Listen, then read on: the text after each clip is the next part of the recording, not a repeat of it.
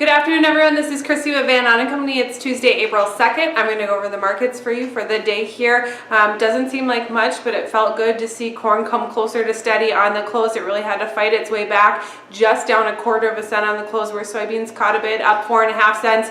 Wheat complex, that was the one to really watch closely. You had both Kansas City and Chicago wheat bounce off their lows and have really impressive closes.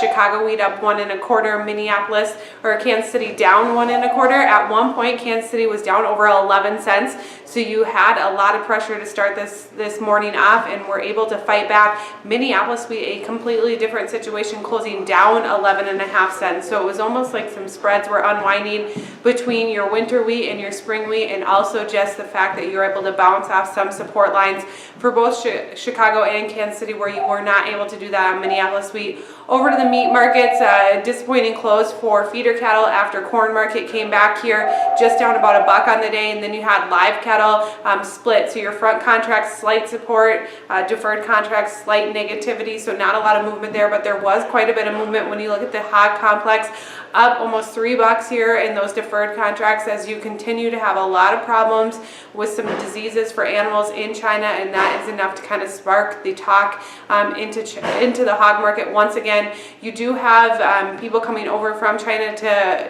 continue trade negotiations here on U.S. soil. It sounds like things are improving, going well, but there's still some big sticking points that are problems, like lifting tariffs and enforcement if China doesn't follow through what they're supposed to. But overall, they are working on those problems and working it through, and hopefully we can get some good news out of that. I do have to close with a disclaimer. Trading in futures and options involves risk of loss and is not suitable for all producers.